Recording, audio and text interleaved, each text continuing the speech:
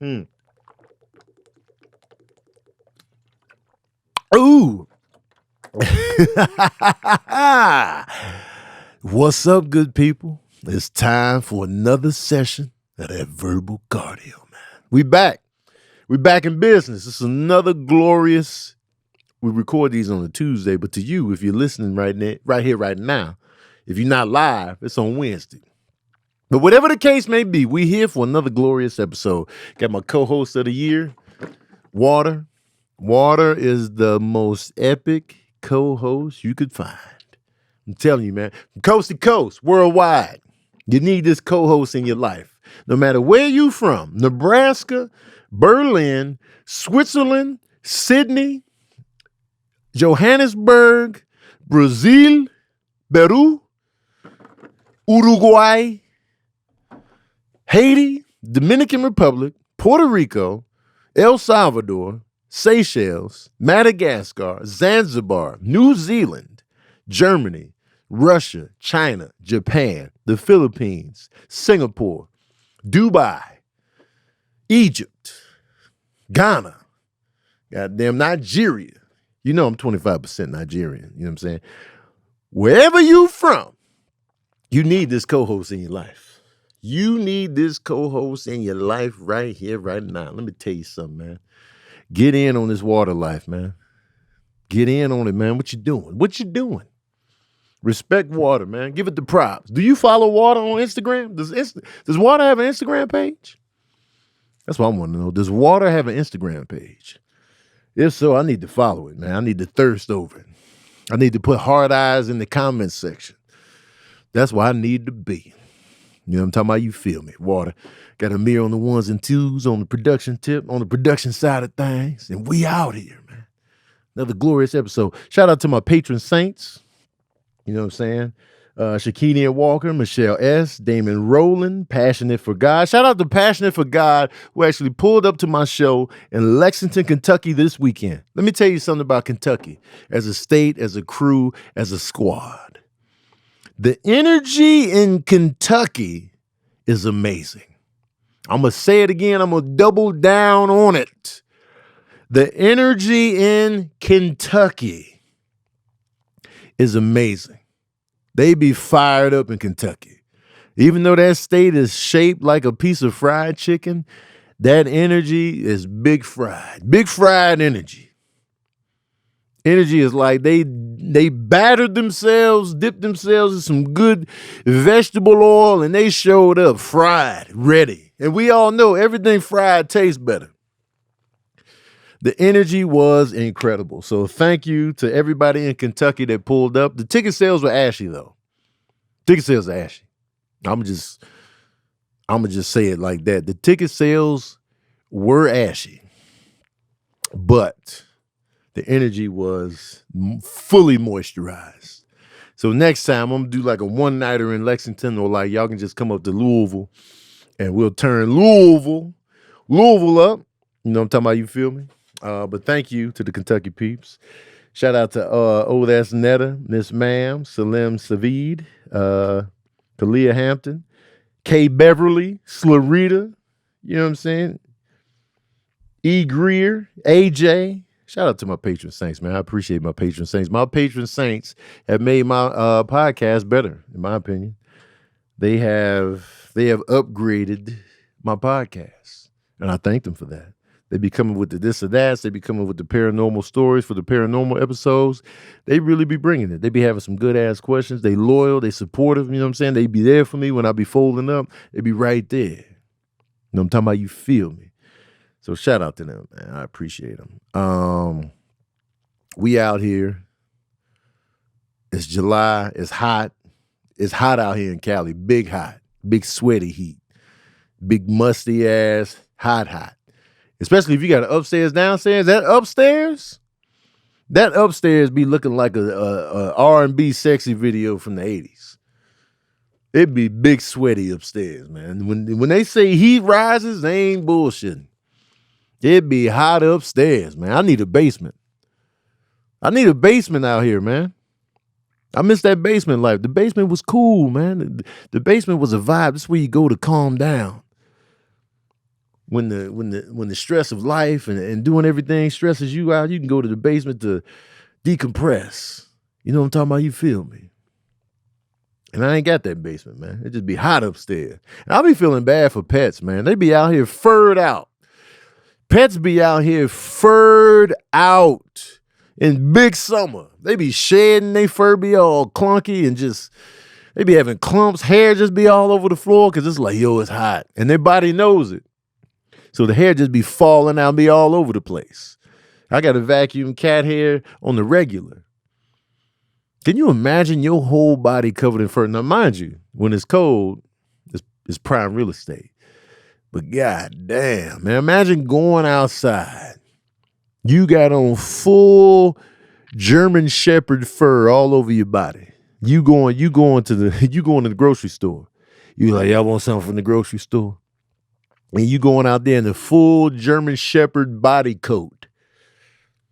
You're going to be pissed off. You're going to be hot. You're going to be cranky. You're going to be cussing everybody. No, man, I ain't paying for no goddamn bags.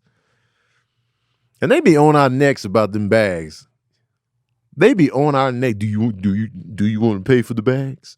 Remember when that first kicked in? It was like, we charging for the bags. How many bags you want? That's real. How many bags you want? And are y'all honest on the bag purchases at the grocery store? Are you honest? Do you really be like, yo, let me get one bag, and do you only use one bag? Or do you be getting like 3-4 bags, but you only pay for one? See, we slowly becoming like an honor system society. It's like they really trusting us out here. It's some places in certain airports where it's just like you grab your stuff and then you just pay for it. And they really trusting us out here. And I'm like, wow, trust. But do y'all use the amount of bags you pay for? Or do you just hit the one bag and then it's like, boom? Because that'd be shady. You're like, nah, man, I'm getting over on the grocery store. I got 5 bags for the price of one. You dirty bastards. And if you're going to the grocery store, put your goddamn shopping cart up. Put your goddamn shopping cart up. If I follow you, and I find out you don't put your shopping cart up, I'm unfollowing you and I'm blocking you. If I found out you're the type of person that goes to the grocery store, you use a shopping cart, you take that shopping cart to your vehicle, and you just leave that shit raw in the parking lot or shoved up, just up halfway on the sidewalk and halfway in the lot, I'm following you and I'm blocking you. You will never see my content again. I don't want you coming to my shows. I don't want you laughing in my videos. I don't want you doing nothing. Don't be giving me no condolences. I don't want none of your energy. We got to make a stand out here. We got to make a stand out here. We can't tolerate the bullshit behaviors out here. We can't. You got to put your foot down. You got to stand firm in what you believe in. And I believe in putting the shopping carts up. You're not going to be out here just putting the shopping cart wherever you see fit, being selfish. You're not going to be out here just leaving the shopping cart in an empty parking space. Who do you think you are? Who do you think you are that you can just leave a shopping cart in an empty parking space? How dare you? You're only thinking about yourself. You're only thinking about yourself. That's all you care about. It's paramount. It's just like, you know what? I got mine. I'm going to just leave this here and drive off. So now the next car coming in, they think they got a parking spot. They look up, it's a shopping cart right in the slot. The blood is on your hands. The blood is on your hands. Who do you think you are? It's like the movie Oppenheimer. I mean, this ain't, you can't equate the nuclear bomb to the shopping carts left in the parking lot. But the blood is on President Truman's hands. And is it also on Oppenheimer's hands? Is the atomic bomb, the blood of Hiroshima and Nagasaki? Is it on the scientists' hands or the president's hands as far as the blood of those people? Who Who is to blame? Who is to blame in that scenario? Who you got? Because I was watching that movie and I was just like, yo, they really celebrating. Because the scientists, they've been working on the bomb for a long time. The scientists were celebrating when they were able to ignite the bomb and it did what they wanted it to do. And so they were celebrating. They were actually cheering. It was like, you know, and this is before they actually dropped this on humans. But it's like, who's more at fault? And do you feel like nuclear weapons has actually saved lives?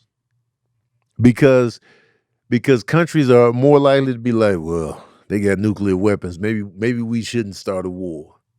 Maybe we shouldn't, you know what I'm saying? Maybe, mind you, there are still conflicts. There are still people dying out here in warfare. But are people less likely to go to war because they got the missiles? You know what? We're not even gonna do this. You know what I'm saying? So it's like, it's like that rule with people carrying guns in certain states. Some people feel like if everybody has guns, violence is less likely to pop off because everybody is strapped up. So, you know, in a road rage incident, you don't know who's packing that heat. You better stay your ass in the car, or you better watch your mouth, or you better not just go and assault somebody because they got hands. But then you find out they also have pistols. And so a lot of people stay on their P's and Q's because it's like, yo, everybody's strapped up. I better not even go over here and try to trip. So is it the same with nuclear weapons? Do countries be like, well, shit, we can't just go over there and smack them up, man. They got nuclear weapons. We can't just run up in the country and be like, man, what y'all trying to do? Because they got the pistols. And in this case, from countrywide, the pistols is nuclear weapons. I don't know, man. Because the scientists could have made these bombs, but they could have never been used. But since they were used, who's more at fault? I feel like they're both at fault because they created the bomb and then the president was like, yeah, let's use the bomb. But the president actually pulled the trigger on using the bomb twice. I don't know how I would feel. I can't imagine carrying that type of weight. I can't imagine carrying the weight of, yo, what I created or what order I put into motion actually killed hundreds of thousands of people. Can you imagine being the pilots on the airplanes that actually dropped the bombs on Japan? I don't care how you look at it. I don't care how you look at it. You can look at it like I was just doing my job. But your actions directly resulted in the deaths of hundreds of thousands of people. Yeah, you were just doing your job, but you pressed the button, you opened the hatch, you released the bomb over 2 cities. And now you are personally responsible for the deaths of hundreds of thousands of people. I don't know. You got to have a different kind of compartment in your brain to be able to live with that. In my opinion, like I don't think I could carry that weight. Because I look beyond I'm doing it for my country. I'm doing a job. I'm looking at it like what I did today at work obliterated thousands of people. Thousands of people are no longer here because of what I did. regardless of you just following orders. That's what you have to sleep with. Because it was mass civilians that just perished in those attacks on, Hiroshima and Nagasaki. Mass civilians, people that didn't sign up for none of this. They were shopping, they were living their lives, they were in school, they were at work, they were in class, they were living their lives. Imagine you right now living your life. You living your life. You going to routes, you running errands, and then boom, a whole bomb detonates in your city. And even if you didn't die right away, oh my God, the slow death on the back end, the radiation sickness, the burns, oh, come on, man. It's impossible for me not to think about the whole shebang. No pun intended on shebang. It's impossible for me not to think about those people affected by the bombs. You know what I'm saying? So it's crazy to quantify that. Now, when soldiers attack each other, it's like, all right, man, it's messed up, but I can handle it a little bit better because they're soldiers. They signed up for battle. They signed up for conflict. They signed up for defense and offense. They signed up for it. So when we talk about the attack on Pearl Harbor, they attacked the military. They attacked people with weapons, and it was a sneak attack, and we didn't expect it, but it was like, all right. But those bombs dropped. Civilians, just regular people. I was just like, wow, man, that shit is crazy, and it's scary, and it's terrifying, and it's just like, so I think about the bigger picture when it comes to, like, when I watched Oppenheimer, I was just thinking about, like, yo, man, that's a lot. That's a whole lot. I felt guilty for far less. So I know I'm not built for that life. I'm not built for dropping bombs out here. You know what I'm talking about? You feel me?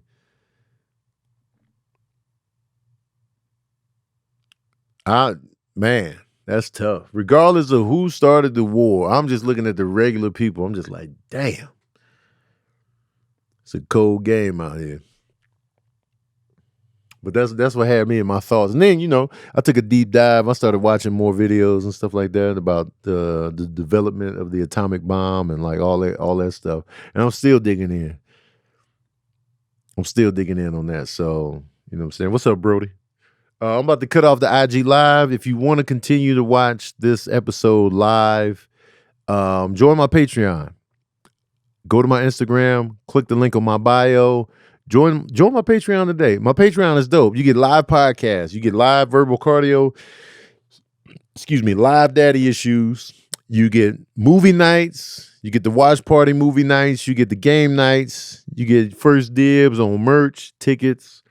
So it's a good time, man. Join the Patreon, man. I challenge you right now. Go to my Instagram page. Click the link on my bio. And join my Patreon, man. Do it, man. You say you love me. You say you want to support me. You know what I'm saying? Join today, man. Get in on this, man. I appreciate y'all, but I'm cutting y'all off, man. You want to see the rest? Join the Patreon, man. We out here. Boom, pow. Man, I'm telling you, man, that to quantify the amount of damage that was done from those bombs being dropped is crazy. It's crazy. It's a lot going on, man. It's a lot going on in the women community, in the trans community, at odds right now. I've been seeing it on the Shade Room. That's where I get my news. The Shade Room, about women's bodies, and for me, it's getting wild out here in terms of the labels and the names, and a woman is a woman and a man is a man. everything's getting fuzzy, everything's getting muddled up, and everybody feels like they have a say and all of that. So it's like the sticky waters out here, you know, and women go through enough shit already.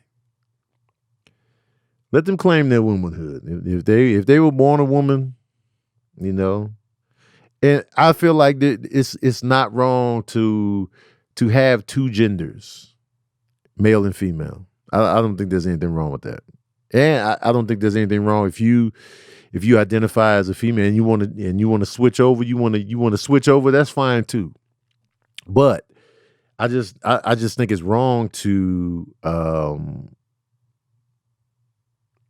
you know, and I'm not sure that's even the case, but I think it's wrong to tell women how to be and how to feel and how to move and how to talk about themselves. I know I don't have no say in it. Like I'm not going to sit up here and say women should do this and they should say this and they should feel this. And I feel like once you start doing stuff like that, you do yourself a disservice and you do whatever community you're representing, you're doing them a disservice also. You know, because I don't know what it's like to be a woman. I've never claimed to, and I don't want to be sitting up in here and saying, you know, women. You know, we can have our little discussions about men and women all day, but there are certain unique things that a woman is capable of doing, that a woman does, that I can't do because of science, because of biology. There are differences that have been here for thousands of years. So, you know, it is what it is. It is what it is out here. And vice versa. You know what I'm saying? There are certain things that men can do that women can't and won't do and don't feel and don't have. So for me, you know, and when a person wants to identify as something else, that's fine. I ain't got no problem with it. Tell me what to call you. Tell me what to call you. So, you know, that's fine too. But this regulation on the bodies of women, I'm just like, wait, what's happening? They're already regulating with the abortion stuff and the birth control, and I'm like, y'all really doing this, huh? This is wild. It's wild times we living in, man. It's the Wild West. Big wild. But that's what the hell's going on. Nas and Hit-Boy dropped a new album, Magic 2, and I'm all in, of course. Nas and Hit-Boy are 5-0 as far as I'm concerned. Another good release. This just solidifies Nas as my favorite rapper. That's just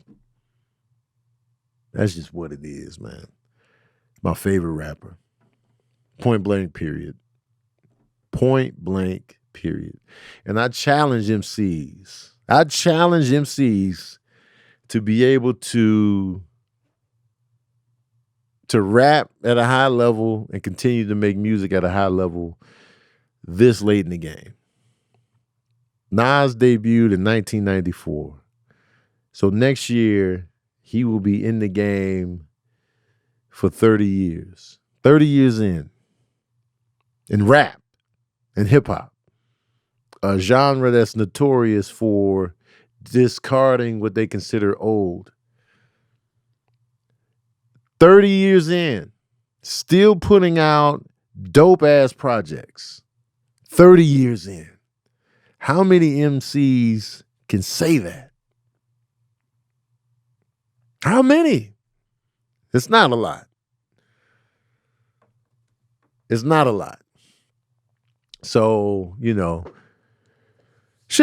even outside of hip hop, it's still like, you know, to be making quality records all the time, you 30, 40, 50 years in, it's tough. It's tough, man. Music is a young person's game, especially hip hop. Hip hop is a young person's game. So to still be able to put out music at a high level, high quality is amazing. And so for me, you know, my favorite MC slot has been solidified. Like other cats that I have in high regard, you know, Black Thought. We haven't had a Roots album in a while, but Black Thought has been releasing projects. We got Common. Common still releases projects, but he's got his hands in other things, you know, acting and producing, you know what I mean? Still putting out some quality projects, but it's like, I feel like I did like the August Green album Common did with Robert Glasper and Kareem Riggins. I liked, you know, The Dream of the Believer was like my last like fire Common album. Andre 3000, I don't know if he's coming back. You know what I'm saying? I'm not gonna get my hopes up with Andre. Andre will be like, yeah, I might do a little album. We might not ever see that album. I'm not holding my breath. I'm not even thinking about it. Like when I see articles and like, you know, memes or whatever about Andre in the studio, I don't believe it. I don't believe it. Killer Mike said this. I don't believe it. I don't believe it. I don't believe it when it's on my phone getting played multiple tracks. That's when I'll believe it. So with that in mind, Andre hasn't put out anything since Idlewild. It's like a complete project. You know, Outkast, Idlewild. And then you got Jay-Z. Jay-Z be like, he don't know if he want to retire or not. You know, he be back and forth. He be towing the line. He be like, I'm retired, y'all. Actually, I'm back. I'm retired. I'm back. I'm retired. I'm gonna drop something. He probably working on something right now on the sneak. But it's like this Nas and Hit-Boy collaboration is just, I feel like more MCs should do this. Sit down with one producer and just collab and make some hot shit. And I want to be on Vlad TV talking shit to Vlad. Like, what'd you say about Nas and his beat selection? Let's talk now. Let's talk now. Vlad, put your money where your mouth is, man. We got beats now. You can't lean on that no more, man. We got the beats now. Put your money where your mouth is, man. Speaking of money, let's talk money for a second. Let's talk big money for a second. One of the things I hate in life is waiting to be paid. That's one of the most frustrating things. You're grateful that you have a job, for one. You're grateful that you have a job. But to wait for that money is just, it's nerve-wracking. You know what I'm saying? It's like, man, I'm waiting to get paid. You in that awkward space where it's just like, I'm just counting down the days till I get paid. Gratefully, I'm in stand-up comedy. So a lot of the times I get paid at the end of the weekend. You know what I'm saying? Like if I'm doing a weekend in the city, I get paid Saturday night. I get paid Saturday night. But the other stuff I work on, I gotta wait. I gotta wait to get paid. I gotta wait in 2 weeks. You come get your check, or we gonna mail you something. You waiting for that mail, you know what I'm saying? It's like, you know, and then you done burn yourself out. You done tap yourself out. You need the money because the bills ain't waiting. The bills ain't gonna be waiting every time. Yeah, it's a couple bills be like, hey man, holler at me on the first. Don't forget about me on the first. That's some bills be like that. Holler at me on the first. I'll be right here. But some bills come out of nowhere on your ass. Car trouble, court, DMV, bail money, emergencies, school stuff for the kids, a bill you thought you paid, but then you look back and it's just like, yo, man, I thought I paid this. Nah, man, and interest. So now the bills are showing up, but I get paid, you know, well, we ain't waiting. Pay up. We right here, right now. Them bills be on your front porch smoking a cigarette like, what's up, man? You owe us, man. Cell phone bill. Where that money at, man? Oh, car troubles be smoking 3 cigarettes. They be like, what's up, man? You need a new starter in your car. Your carburetor. Your radiator, huh? I'm the mechanic, man. Where's the money at? Oh, you ain't got no ride? That's crazy. That's crazy. It could be $1,200. You ain't got that? You ain't got the $1,200? The AC going out in the summertime is clutch. It's crunch time. Now the AC going out? Yeah, you look sweaty. Why you hot? Because the AC went out. Well, you got to pay up. I'm the AC bill. What you trying to do? So it's all this stuff you got to live with. But thankfully, earning will help you in those transitional periods. Life doesn't happen bi-weekly. So why should payday? The money you earn can be in your hands today with Earnin. Okay? Earnin is an app that gives you access to your pay as you work, up to $100 per day or up to $750 per pay period. So you just download the Earnin app and verify your paycheck, then access up to $100 a day as you work and leave an optional tip. Any money you access plus tips are automatically repaid from your next paycheck. So this is dope because if I needed something like this would be perfect because like I said, the bills just be pulling up. You know what I'm saying? You done blew a tire. Now you need a new tire. Whatever may come up, you might need a quick 100. You might need, you might need about 350, 400.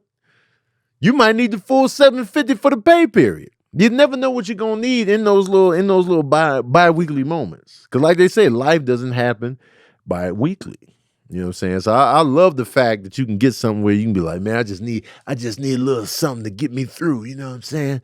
That AC, that radiator, you know what I'm talking about? Make Earnin a part of your financial routine and join Earnin's over 3.5 million customers who say things like, when I think about Earnin, I think about financial stability, security. It gives me a lot of peace of mind.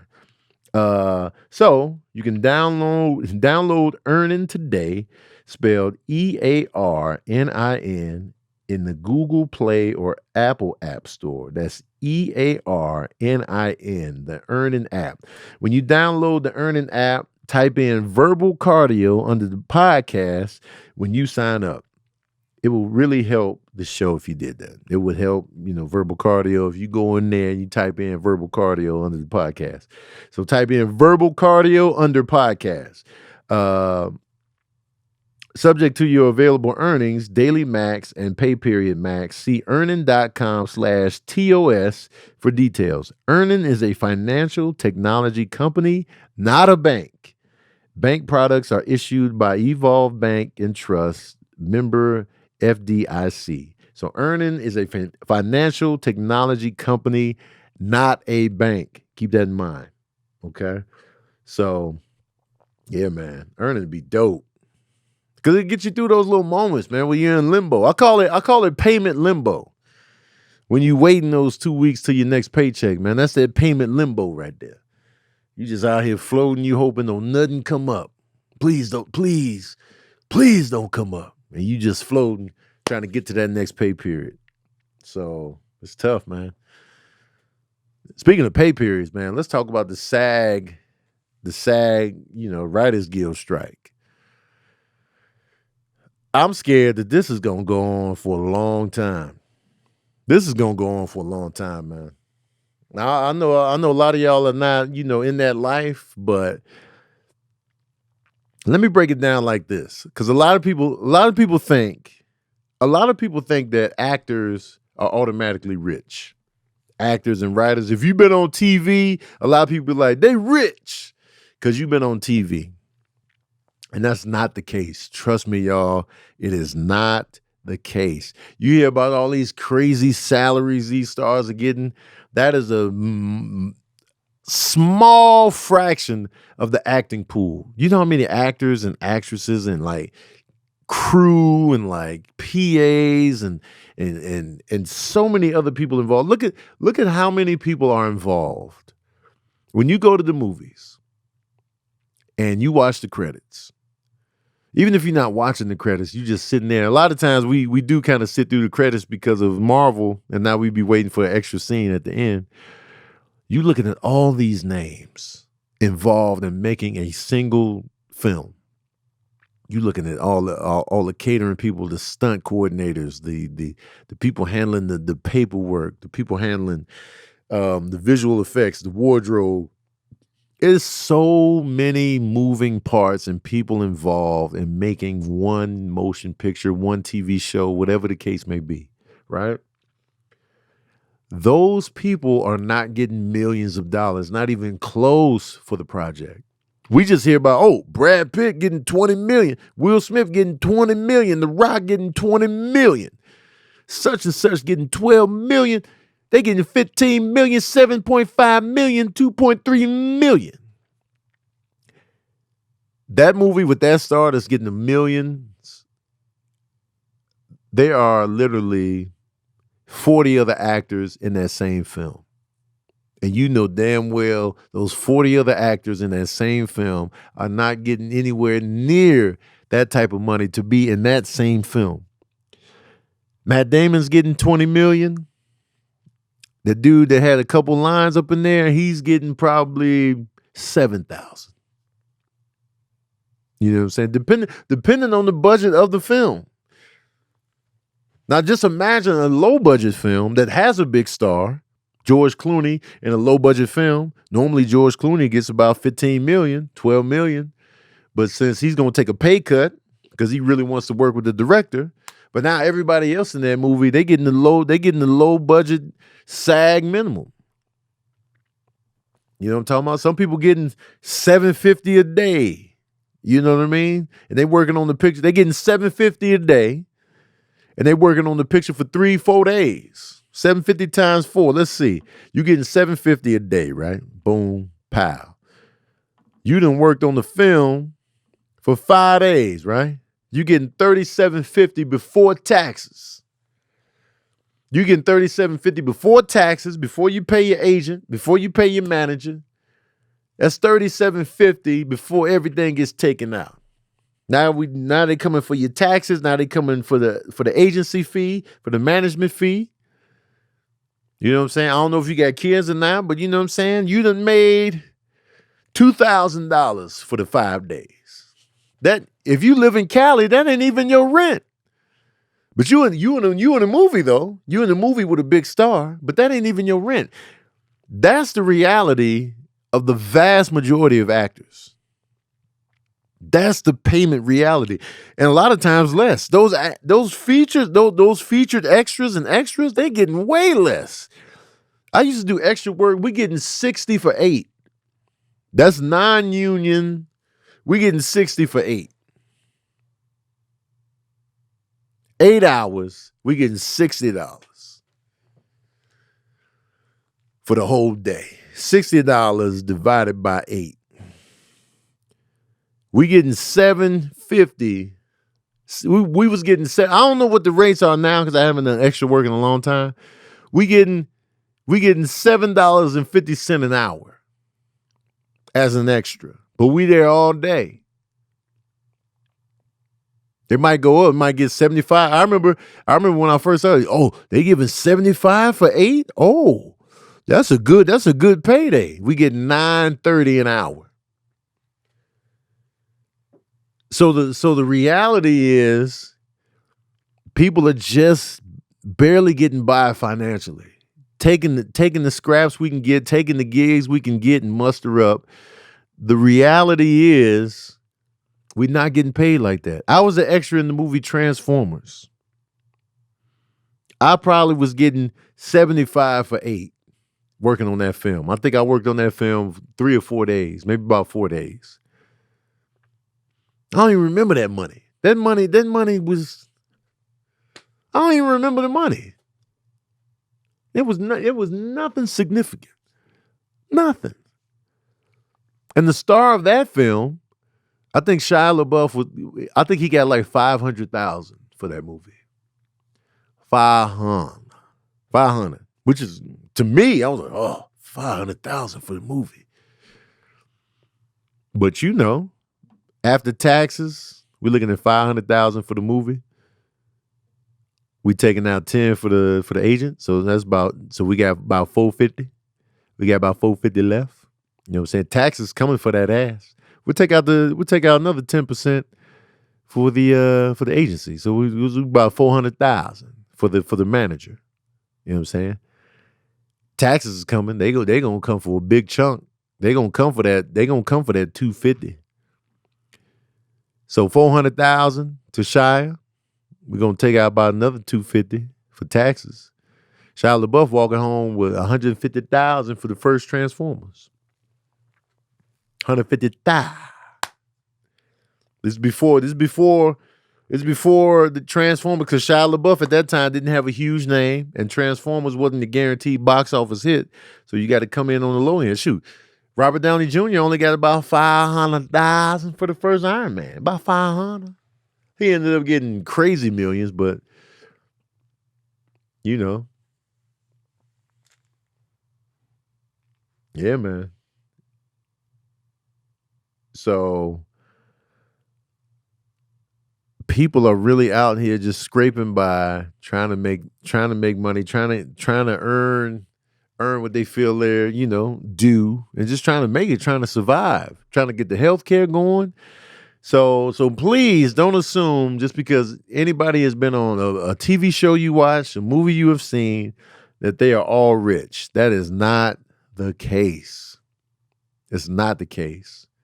So, keep that in mind. They're really out here. And it's scary, man. Like if you barely scraping by, man, and now you on strike. They just coming out of COVID. COVID shut everything down. Now a strike, so it's just like, yo, people are really out here stressed. And the money ain't what you think it is. Like I put all my business out here. So for me, I make the vast majority, the vast lion's share of my income comes from stand-up comedy. That's why I get annoyed when people whenever I defend the gay community, whenever I defend anybody like that, whenever I step outside of, just speaking on behalf of black folks, whenever I step outside of that, people always say, oh, Tony trying to be Hollywood, Tony trying to be in Hollywood's good graces. No. Hollywood ain't paying me like that. Hollywood ain't paying me like that. I make the lion's share of my income from stand-up comedy. Stand-up comedy, because of my stand-up comedy and because of my social media content, that has provided me the lion's share of my income. I've been on TV before. I've been in movies before. But that money be gone. That money be gone. I was talking to Kev the other day, and I was like, the TV appearances I've had as a stand-up comedian have not changed my life financially. None of them. None of them. So I'm not out here trying to appease Hollywood, trying to get in their good graces. You think I'm just defending the gay community just because I want to get on Hollywood's good side? Y'all sound stupid. Y'all sound dumb as hell. You know what I'm saying? I've been paying my bills from stand-up comedy. And my rates in stand-up comedy grew because of the work I put in with my content, the relationship I've built with other comedians, the sketches that have led to more exposure. That's how I built my career. Y'all just be talking. Like I don't have the fantasy of Hollywood anymore. That's gone. I mean, yes, it would be great to be a regular on a hit TV show. It would be great to be a lead or co-lead in a big budget blockbuster movie. Of course, I'm still down for that. I still want to. I still want a TV show. I still want to be in movies for sure. I love acting. But financially, when I look at the pay rates, I'll be like, damn, I'll make more money on the road doing stand-up than this TV gig or this movie gig. I'm taking a pay cut if I do a movie right now. I'm taking a pay cut if I do a TV show appearance. I'm taking a pay cut. If I cancel a weekend on the road to shoot something that's on television, 9 times out of 10, I'll be making less on that TV show. 9 times out of 10. I'll be taking a pay cut. So it's like, so that little narrative that some people be creating because I'm defending people they don't agree with, they be like, Tony, just go in Hollywood. No, nigga. Hollywood ain't taking care of your boy like that. So I can say what I want. So, and that's just being, real. And yeah, I get residual checks, but the residual checks can be anywhere from 8 cents, $119. I just got a residual check for I forget what it was. I just got a residual check. I think it was like $200 for something. I can't remember what it was. So the money comes in, but it's random. I don't know when those checks are coming in. Ain't no set dates for the residual checks. It's all contingent upon, are they re-airing what I was in? So the uncertainty of just depending on acting will stress you the hell out, because the reality is you don't know when the residual checks are coming in, but them bills is going to be on time. That rent is due the first every goddamn month. The car payments, the health insurance, the utilities. If you got kids, the daycare, all these bills is coming in hot, fresh, ready every month. That residual check that could be 8 cents, that could be $56, that could be $208, you can't lean on that. You can't depend on that. One false move, you evicted, and then the check gonna come in. And then you got to scramble to get the check because you done changed your address. So for me, I thank God that I was able to focus on stand-up. Because the helplessness now is that, they at the mercy of these studios, and the strike is just like, man. And then you still got to get cash. You still got to get booked. You still got to, it's so much other things that are out of your control. And you just trying to make a living by doing what you love to do. It's a tough life, and it's scary when the strike happens. If you outside of that life, you be like, y'all rich, you good, you saved up. That's not the story for the vast majority of these people in these industries. Not to mention the people that are behind the camera, the people that you don't see, the people building the sets and like getting the lighting correct, and the PAs and the people getting the scripts printed out, the paperwork, people driving the vans to get the actors and the actresses moving around the set.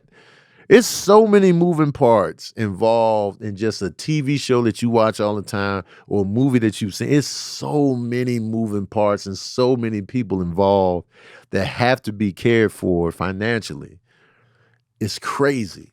And they're not making crazy money. So it's like, the stakes are high right now. And I'm just blessed that I'm in a place where, I don't have to solely depend on that to earn my living.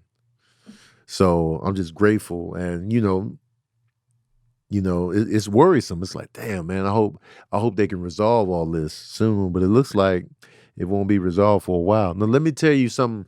What I was saying earlier about, I think Kev asked me, he was like, did any of your stand-up comedy appearances change your life? And I was like,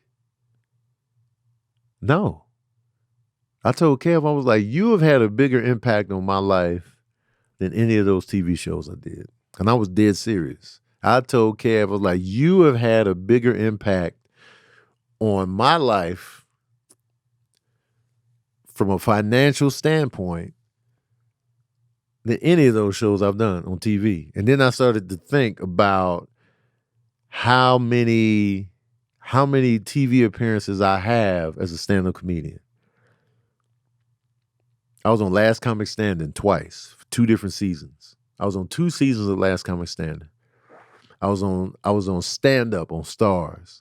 I was on my debut as a stand-up comedian. Shout out to Gabriel Iglesias and Alfred Robles. I was on Stand Up Revolution on Comedy Central. I was on All Def Comedy Jam on HBO. I was on Marlon Wayans Presents the Headliners. I was on Laughs on Fox. Everybody was on that, so it don't really count, but Laughs on Fox. So that's 7 that I'm counting. I'm trying to remember everything that I've done for TV. That's 7 right there. I feel like I'm forgetting something. So that's 7 TV appearances. None of those made a significant impact on my life in terms of my bookings, my cash flow. I can't say any of those TV appearances really changed my life like that. But the outside looking in, you think, oh, Tony's been on TV. You know what I'm saying? He's, that's when his life changed. And I'm like, no, that's not what you think it is. So like I said, Gabriel Iglesias Stand Up Revolution, Stand Up on Stars. I was on Laugh Mob's We Got Next. I was on Comics Unleashed. I was on Last Comic Standing twice. I was on this show called Punchline. That's 7. I was on Laugh Tracks. That's 8. That's 8 right there. And then I was on Marlon Wayans Presents the Headliners on HBO. That's 9. That's 9 television appearances as a stand-up comedian. And I can't say that any of those shows help get me more bookings directly. There might have been someone that was like, all right, you on here, we'll bring you out. But attendance was still low at the comedy club. So for me, like the way I built, my stand-up career is through relationships. My relationship with Kev, my relationship with Marlon, my relationship with Alfred, which led into my relationship with Gabriel. It was like these relationships really help. And I don't want to diminish the opportunities that were given to me by being on these shows. 100%, I'm grateful. But I can't honestly say that any of these changed my life in a significant and financial way. My stand-up comedy special, Scaredy Cat, Tony Bacon and Friends as a special. And when I was doing Keep Your Distance all that time, Kev put me on a first big tour. So KEVONSTAGE changed my life significantly. And I know you're gonna hate to hear it, but that man changed my life in a major way. 100%. 100%.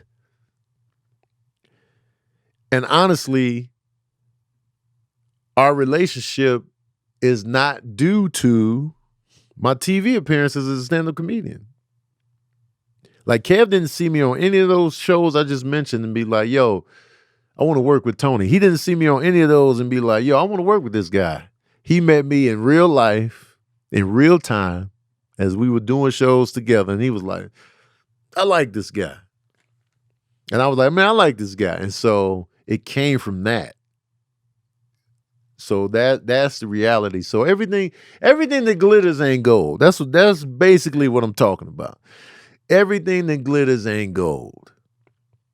So, just keep everybody that's involved in the strike and that are affected by the strike in your prayers because I think a lot of people just write everybody off because you think we all balling and we're not. So it's real scared people out here. It's people really scared, really struggling, really dependent on the industry moving and breathing and thriving and people making good wages. So, just be a little bit more sympathetic to what's going on. So don't just write everybody off thinking everybody's millionaires just because they be on TV and movies and stuff. That's not the case. And also think about the crew that you never see in front of the camera. So many moving parts, man. So many. And now we're doing the Ball Brothers tour. You know what I'm saying? So, but yeah. He gonna hate this. He gonna hate this video, but I'm gonna clip it anyway. I'm clipping the shit out of it. I'm clipping the shit out of it. Kev gonna be like, man, don't do this, Tone. I'll be like, ha ha, you changed my life, dog. I want you to feel it, embrace it, hold it. And I want to say this too. Y'all have changed my life. The people that found me from my social media content, the people that found me, you liked the voiceovers and then you showed up to my comedy shows. The people have changed my life. Y'all have. Y'all have made it to where I don't need Hollywood. And I appreciate every single piece of it. So y'all have changed my life more than anything. So I appreciate y'all. And y'all already know that. I'm gratitude McGee. I'm appreciative Sanders out here. You know what I'm saying? So y'all already know I'll be rubbing y'all booty cheeks any chance I get because I understand the value and the appreciation of what y'all have done for me. So, and continue to do for me. That's why these people sitting right up in here watching me talk right now. This is it. Who needs Hollywood? This. You know what I mean? So I appreciate y'all, man. Dayo Oganake? This or that? Nas versus Lupe Fiasco. You son of a bitch. You piece of shit. You're going for the jugular. I just sat up here and said Nas is my favorite MC. Why would you do this? And you know I know Lupe Fiasco. I know him in real life. You know what I'm saying? I know him in real life. So why are you doing this? Why are you doing this? I literally just sat up here and said Nas is my favorite MC. And then you're going to be like, Nas versus, why? I just said what I said. So why come with somebody else? Why come with somebody else? You be like, yo, man, my favorite thing to eat is pizza. And then you be like, yo, pizza versus turkey legs. Like, why are you doing this? I'm not answering because you know the answer. I just said who my favorite MC was. You know what I'm saying? You know the answer. I already answered it. Next this or that. I already answered this. Piss. Kobe Maguire with a better question.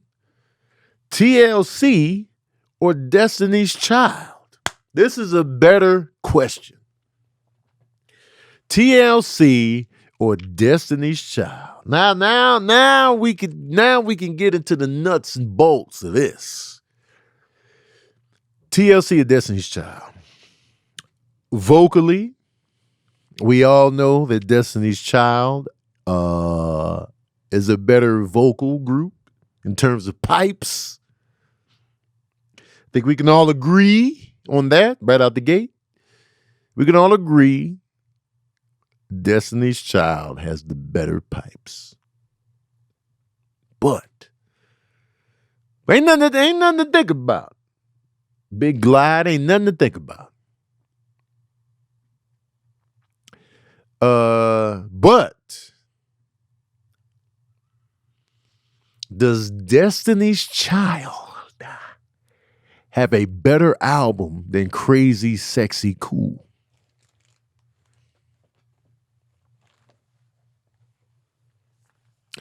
I don't think so. I think Crazy Sexy Cool trumps anything Destiny's Child has put forth. Me myself personally.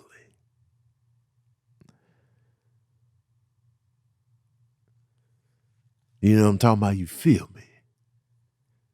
The Writings on the Wall is Destiny's Child's magnum opus. That's their crown jewel, in my opinion. Survivor is Skip City. Destiny Fulfilled is, I think Destiny Fulfilled, is better than Survivor. Destiny's Child debut album was legit. I like the song Second Nature. Second Nature is my favorite Destiny's Child song. I know y'all are probably looking for the big splashy single or whatever like that, but my favorite Destiny's Child song is still Second Nature. It's the first song on their first album. I really like the flow and the vibe of that song. And then you got Ooh on the TLC tip, hat to the back. I gotta make my pants down real low. That's the kind of girl I am. You got Hat to the Back. You got What About Your Friends? Are they gonna stand their ground? Are they gonna be around? Yeah. What about your friend? What about your friend? Baby, baby, baby. Boom, doom. Ooh on the TLC tip versus Destiny's Child debut. TLC is winning. Crazy Sexy Cool versus The Writings on the Wall. TLC wins again. Creep, Red Light District, Waterfall. What's that song I really? Let's Take Our Time. Let's take our time, babe. Mm-hmm. Not Red Light District, Red Light Special. I don't know why I said district. Get my mind out the gutter. Digging on You. I'm going with TLC. TLC is my final answer. I'm going TLC over Destiny's Child, man. What's up? I got TLC. I ain't even get to the Fan Mail album. I ain't even get to Unpretty and No Scrubs. I ain't even get to Fan Mail. And then the ace in the hole, the goddamn ace in the hole. Yeah, we got Chili, we got T-Bars, but the goddamn ace in the hole is that Left Eye. Left Eye was the ace in the goddamn hole. Left Eye come around the corner and give you that memorable verse, and you just like, man, hell yeah, Left Eye. I seen the rainbow yesterday. Man, come on. Left Eye was the ace in the hole. You would forget about Left Eye, and then she show up on the track, you'd be like, man, Left Eye. Destiny's Child ain't have no MC. Destiny's Child ain't had no MC, man. So yeah, TLC is my final answer. Analog Future asks, Al Pacino or De Niro? That's how you feel today? Coming in nipples first with your this or that question, huh? Your whole chest is loose on this one. Ha. Al Pacino, Robert De Niro, huh? Robert De Niro has the bigger resume. Robert De Niro has more films on his belt. That doesn't necessarily mean he's better. He's got more to choose from. Al Pacino, we got The Godfather 1, 2, and 3. We got Dog Day Afternoon. We got Cruising. We got Serpico. We got Heat for both of them. Both of them got Heat. We got The Devil's Advocate. We got Sin of a Woman, even though I never saw Sin of a Woman. And I got a vendetta against Sin of a Woman because Al Pacino got the Oscar over Malcolm X, Denzel's Malcolm X. And I don't like that. I feel like they felt like they owed Al Pacino an Oscar. So they're like, let's give him an Oscar. But they shunned Denzel's performance as Malcolm X. Malcolm X should have got that goddamn Oscar. No disrespect to Al Pacino, and he's one of the best to ever do it. But I feel like in that moment, in that year, and that even though I didn't even see Sin of a Woman, there's no way his performance as Sin of a Woman outshined Denzel as Malcolm X. I refuse to believe it. I refuse to believe it. I'm not buying that $2 for $1. But back to Al Pacino. So Al Pacino, you got that resume right there, right? Robert De Niro, though.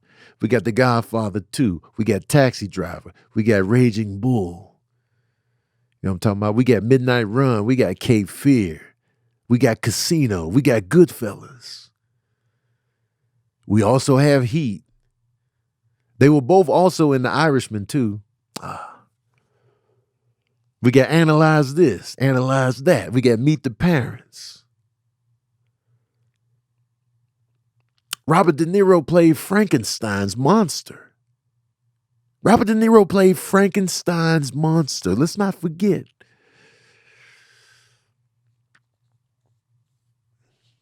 I'm going Robert De Niro, cuz. Robert De Niro. Bobby D. Robert De Niro for me. It's Robert De Niro. Even in the movie Heat, I was leaning towards Robert De Niro. I was like, man, even though they were both fantastic in Heat, don't get me wrong, but Robert De Niro's side of the story was more compelling to me. Like the stuff going on with, Al Pacino's wife and his stepdaughter or whatever, it was cool, I'm talking about, you feel me? But I was way more invested in Robert De Niro's side of the game. The criminal side of the game, man. When he was sitting at that table, let's say you do got me boxed in. I will not hesitate, not for a second, to take you down. You know what I'm saying? It was like Robert De Niro, man. Robert De Niro. But they both smashing Raw still. They both still smashing Raw. And they both delivered. Now, I will say this.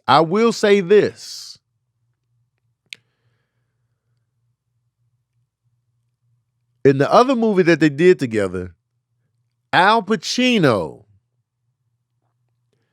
outshined Robert De Niro, in my opinion, in The Irishman. Oh, my God. Carlito's Way. I love Carlito. Oh, and Scarface. Oh, shit. Wait, hold on, cuz. Hold on, man. Let me regroup. How could I forget about Carlito's Way and Scarface? Damn. Hold on, let me re-get my feet together. Hold on a second. Oh, and Any Given Sunday. Oh.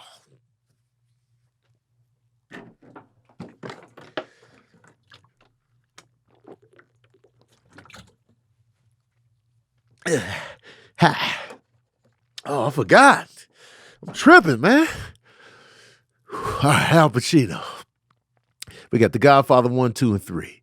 We got Scarface. We got Carlito's Way. We got Any Given Sunday. We got The Devil's Advocate.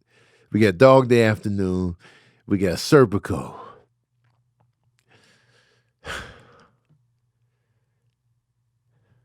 Robert De Niro was also in The Godfather 2.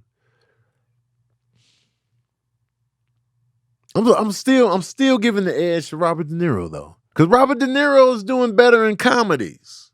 Robert De Niro has better comedies.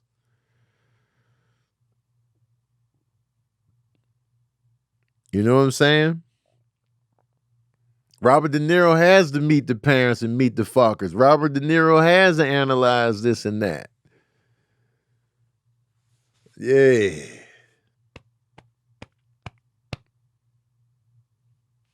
Robert De Niro also has A Bronx Tale. I love that shit. Yeah, I'm still going with Robert De Niro. Even though Al Pacino kills it in The Irishman, though. Al Pacino as Jimmy Hoffa nailed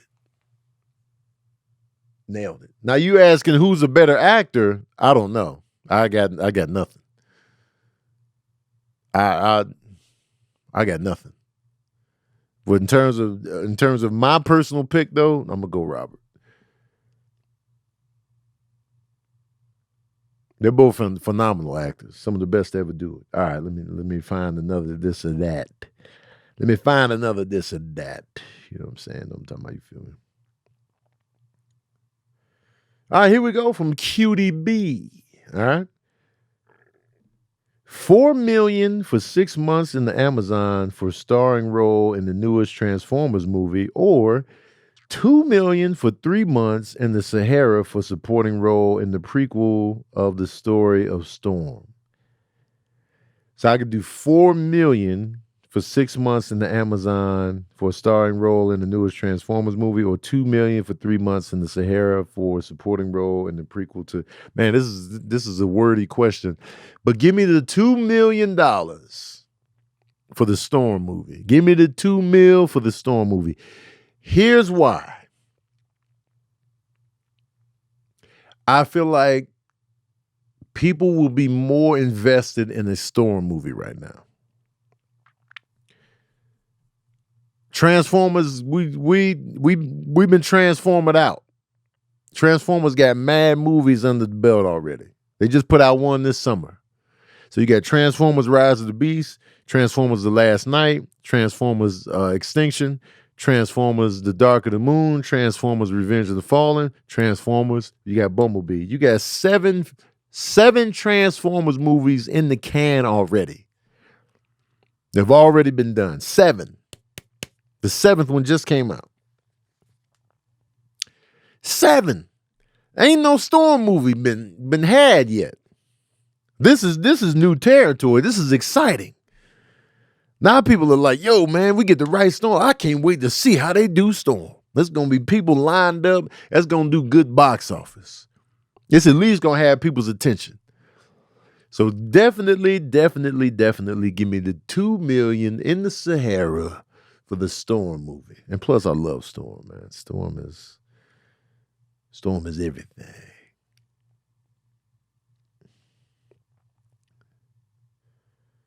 Put this on the docket for Grosse Pointe Bake. Well, I'm going to tell you right now, Robert De Niro's going to win on the Grosse Pointe Bake.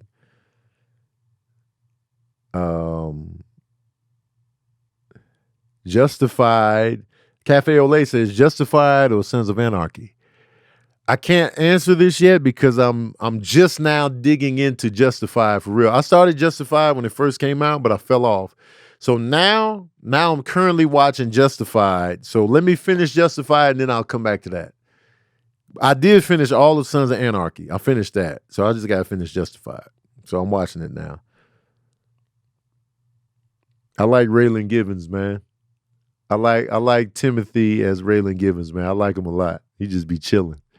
But Justified is a good time. So I've been binging on Justified lately, just because I know they released a new Justified. So now I've been catching up on the old. So that's where I'm at right now. Jay Thomas, and this is the final question for the episode. This is it. Jay Thomas asks, you either have to shake sweaty hands, or as punishment for not shaking the sweaty hands, you're forced into this outfit. Thong flip-flops, toes out, with baggy bootcut jeans and a dress shirt and tie. So I either have to shake sweaty hands, or I got on thong flip-flop sandals with bootcut jeans and a dress shirt and tie. Damn. I can tell you really know me, Jay Thomas. I can tell you really know me because this question is handcrafted to piss me off. This is the drawback of having people know you. Because then you have these questions like this because you know damn well I ain't about either one of these. And that's the beauty of the program. That's the beauty of this question you crafted. You was like, I'm going to get Tony this time. I know he hates sweaty daps, thong sandals, a tucked in shirt and a tie. I got his ass. This is now the outfit is more sanitary. So I'm leaning towards the outfit. The outfit is way more sanitary. Because I hate a wet ass dap up, man. I hate a wet ass dap. When you shake somebody's hand, dap them up and it's wet. And if you got wet hands, don't be out here. Pound it up. If you know your hands are notoriously sweaty, and you know if you got wet hands or not. You know if you are a wet-handed individual. You already know who you are. Your hands been wet. Ain't no new wet. Your hands been wet your whole life. You've been dapping it up. You've been shaking hands. You've been rubbing them wet-ass hands on your man, your woman. Just been wetting the hands. Touching people, you hang in there. Just putting your wet stamp on people. Big wet in the hands. And you still out here, how you doing? How you doing? You still out here shaking hands, dapping people up with your wet ass hand. Your hands is this. How you doing?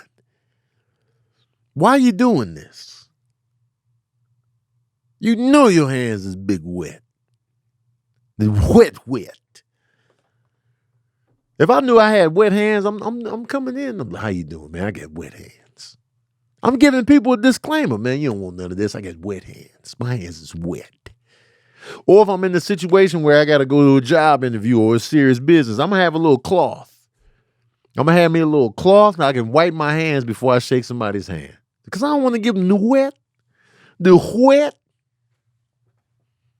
If you wet-handed, have a cloth in your pocket ready for the wipe down. And then you come in. Please. Because I hate it when I get a gooey ass handshake / dap up. It's just gooey. And I'm doing this after. You good? You good? Just gooey ass daps. And then I'll remember that. I'll remember if you got a wet ass dap. I'm coming in like this henceforth. I'll tell you about yourself. Man, your hand, you got wet dap. Big wet. So I'm going with the outfit. I'm going with the outfit, man. Put me in the thong sandals, the boot cut jeans, the tucked in shirt, and the tie. I'll just be miserable in that shit. But at least my hands won't be big wet. And it's more sanitary. Because you know with a big wet handshake comes the big wet germs, the big wet bacteria, the big wet, your DNA is now on my hands. So yeah, the outfit is garbage.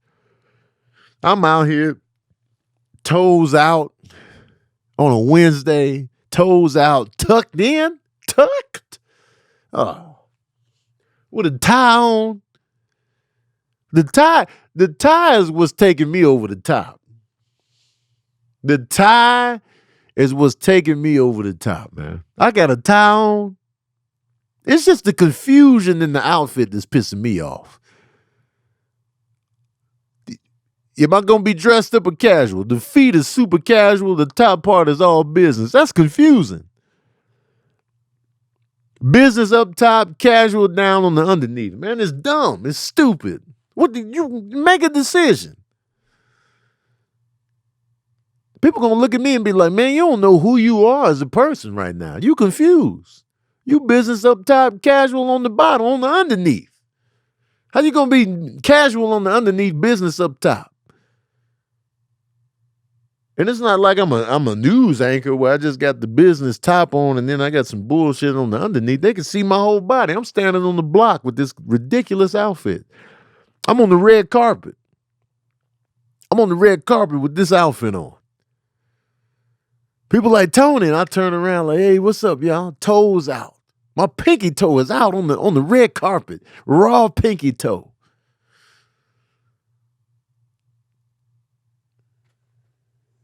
Outfit is ridiculous, man. I'm getting ripped to shreds on social media with this outfit. Getting ripped to shreds. Look at what Tony Baker got on, y'all. I'm on the grill. I'm brown on both sides. Jay Thomas, you ain't shit, man. You're banned. Jay Thomas is banned from the this or that questions for 1 week. A 1 week ban. You're suspended. You're suspended, Jay Thomas. Nah, you good, Jay Thomas. That was actually a good, entertaining question, so I appreciate it. Listen, y'all. Thank y'all for pulling on up, man. I appreciate y'all. My patron saints, I love y'all passionately in the shower. You already know that. Kiss all y'all in the mouth. You already know what it is. Passionate. I'll be rubbing y'all booty cheeks every chance I get, man. Thank y'all.